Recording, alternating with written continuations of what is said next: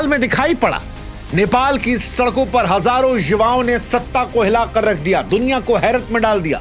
13 से 28 साल के जेनजी ने ऐसी ताकत दिखाई कि प्रधानमंत्री देश छोड़कर भाग गए। मंत्रियों के घर आग के हवाले हो गए, संसद धधक उठा, होटल जल रहे थे, नोट सड़कों पर उड़ रहे थे, सड़क पर युवाओं की भीड़ नजर आ रही थी और यह कोई साधारण आंदोलन नहीं था। यह एक ऐसा डिजिटल तूफान था जिसे बिना किसी नेतृत्व के नेपाल के 7 प्रांतों और 77 जिलों को आग की लपटों में लपेट लिया। लेकिन सवाल यह है कि क्या इस आंदोलन ने नेपाल को अनाथ भी कर दिया? सवाल यह भी कि नेपाल अब किसका है, क्योंकि 17 सालों में 15 बार प्रधानमंत्री बदलने वाला नेपाल आज अनाथ खड़ा है। अनाथ क्यों कह रहे हैं? क्योंकि एक देश को चलाने के लिए 2 तरीके होते हैं, या तो लोकतंत्र का या राजशाही का।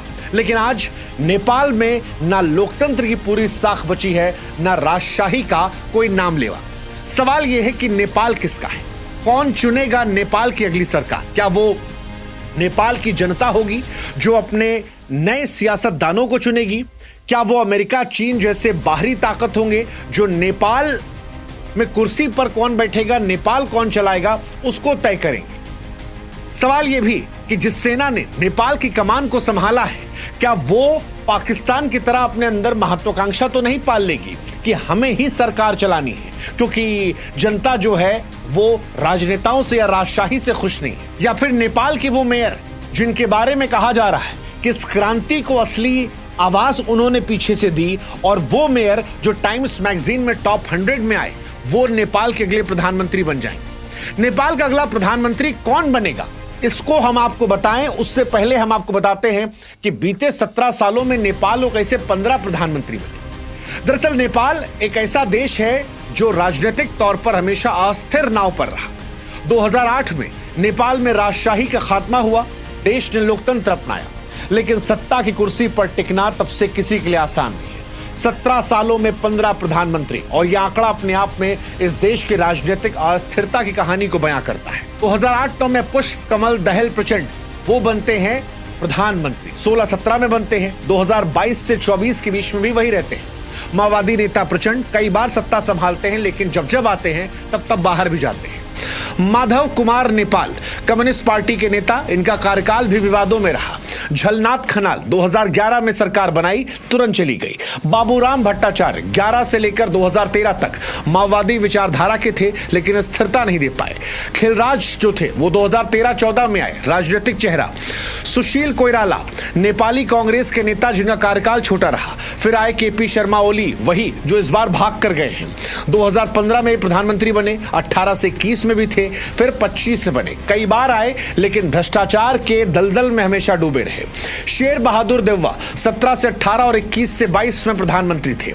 अब सवाल यह है कि क्या इनमें से कोई वापस आ सकता है, या नेपाल किसके भरोसे जा सकता है? क्योंकि नेपाल में तो युवाओं ने ही भ्रष्टाचार के खिलाफ आवाज उठाई थी। लेकिन सवाल यह कि सत्ता का भविष्य क्या होगा? क्या बालेंद्र सुमन या रवि जैसे चेहरे जो हैं वो देश को बचाएंगे, या कोई और है जो यहां पर आएगा, कोई ऐसा जिसने ये क्रांति लाई हो? जेनजी ने भ्रष्टाचार के खिलाफ जब आवाज उठाई तो जेनजी अब चाहते हैं कि उनके पसंद के लोग भी सत्ता में आए, वो जो उनके मुद्दे जिसमें बेरोजगारी है, शिक्षा है, अर्थव्यवस्था है, उनका सामना करें। अब ये कौन कर सकता है? ये वो कर सकता है जो क्रांति के पीछे का चेहरा हो। अब कौन नायक है? यह आंदोलन कहने को तो बिना औपचारिक नेतृत्व के शुरू हुआ, लेकिन कुछ नाम सामने आए हैं जिन्हें युवा इस क्रांति का चेहरा मान रहे हैं। ये वो लोग हैं जिन्होंने अपनी लोकप्रियता और प्रभाव से युवाओं को प्रेरित किया, और इनमें सबसे बड़ा नाम है बालेंद्र शाह का। सवाल यह है कि बालेंद्र शाह कौन है? 35 साल के बालेंद्र शाह फिलहाल काठमांडू के मेयर हैं। नेपाल के सबसे चर्चित यूथ आइकन हैं। बालेन एक सिविल इंजीनियर से रैपर बने, म्यूजिक की दुनिया से राजनीति में गए, 2022 में काठमांडू के मेयर का चुनाव जीता और उसके बाद से लगातार चर्चित रहे। टाइम मैगजीन ने 2023 में दुनिया के 100 सबसे प्रभावशाली हस्तियों में शामिल किया। न्यूयॉर्क टाइम जैसे वैश्विक मीडिया ने उनकी कहानी को कवर किया। बालेन के गाने और उनकी बेबाक छवि ने युवाओं को जोड़ा। इस क्रांति में भी कहा जाता है कि उनकी अहम भूमिका रही। उन्होंने ही सोशल मीडिया के जरिए युवाओं को प्रेरित किया। उनकी लोकप्रियता ऐसी रही कि लोग उन्हें अगले प्रधानमंत्री के तौर पर देखना चाहते हैं। ये सबसे ज्यादा चर्चित नामों में से एक है। एक नाम सुमन श्रेष्ठ का भी चल रहा है। सुमन नेपाल की सांसद और पूर्व शिक्षा मंत्री रह चुकी हैं। सुमन की छवि एक प्रगतिशील और भ्रष्टाचार विरोधी नेता की है। युवाओं के बीच उनकी स्वच्छ छवि ने इस क्रांति का चेहरा बनाया है। कई मीडिया रिपोर्ट ये दावा कर रहे हैं कि वो भी प्रधानमंत्री पद की दावेदार हो सकती हैं।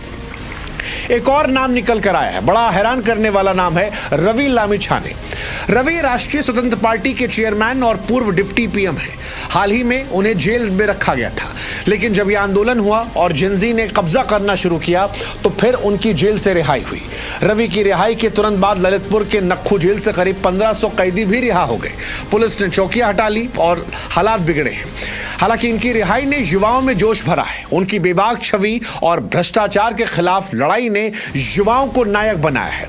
लेकिन इन तीनों के नाम की चर्चा के साथ एक नाम जो है वो आर्मी चीफ का भी चल रहा है, क्योंकि नेपाल आर्मी ने हस्तक्षेप किया है। आपातकाल और सुरक्षा का सवाल जो है, जैसे ही आंदोलन में आया, नेपाल आर्मी ने स्थिति को नियंत्रित करने की जिम्मेदारी ली। नेपाल में रात 10 बजे से बीती रात हाई अलर्ट घोषित कर दिया गया। नेपाल की फौज ने कहा भी कि कुछ समूहों ने मौजूदा स्थिति का फायदा उठाकर आम नागरिकों को और सार्वजनिक संपत्तियों को नुकसान पहुंचाया है। नेपाल की फौज ने कहा कि सुरक्षा एजेंसियां कानून की जिम्मेदारी संभालेंगी। जनता के सहयोग से अपील भी मांगी है। हालांकि सेना के इस कदम ने सवाल उठाए हैं कि सेना का यह कदम क्या लोकतंत्र को कमजोर करेगा और क्या नेपाल में पाकिस्तान की तरह से सैन्य हस्तक्षेप बढ़ेगा, अस्थिरता बढ़ेगी। ये सवाल बड़ा महत्वपूर्ण हो जाता है। और ये सवाल भी कि नेपाल अब किसके हवाले है, क्योंकि 17 सालों में 15 प्रधानमंत्री देने वाला नेपाल किसी ना किसी के तो हाथ में जाना पड़ेगा। जनता को नाराजगी सत्ता से एक विषय पर थी, वो विषय समाप्त हो चुका है। अब सवाल है एक बेहतर नेपाल बनाने का, वो नेपाल जहां पर इन जिंजी युवाओं का भविष्य जो है वो सुनिश्चित हो, जहां उन्हें बोलने की आजादी हो, नौकरी करने के लिए जगह हो, ताकि उन्हें पलायन ना करना पड़े। क्या ये सेना के नेतृत्व में हो पाएगा? क्या ये उस नेता के नेतृत्व में हो पाएगा जो जेल से निकला है, या फिर वो मेयर जिसने इस आंदोलन की रूपरेखा तय की, वो मेयर जिसने इन बच्चों को जोश भरा, वो मेयर जिसने इस पूरे आंदोलन का अप्रत्यक्ष तौर पर नेतृत्व किया और जिसके लिए ये बच्चे भी एक सुर में सुर लगाकर आवाज उठा रहे हैं कि हां, ये बनना चाहिए हमारा प्रधानमंत्री। फिलहाल कौन बनेगा ये वक्त तय करेगा, लेकिन नेपाल की जन जी क्रांति जो है वो दुनिया के लिए मिसाल है, क्योंकि ये पहली बार है जब डिजिटल पीढ़ी ने बिना किसी पारंपरिक नेतृत्व के सोशल मीडिया की ताकत से एक देश की सत्ता को चुनौती दी है।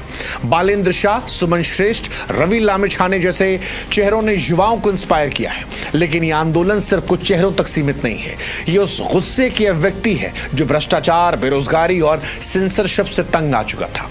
नेपाल फिलहाल एक अनिश्चित मोड़ पर खड़ा है। सेना का हस्तक्षेप है, जेल से कैदियों की रिहाई है, हिंसक प्रदर्शन ने सुरक्षा पर सवाल खड़े किए हैं। सवाल ये कि क्या ये क्रांति जो है नेपाल को नई दिशा देगी या नेपाल को और गहरे अस्थिरता में डाल देगी?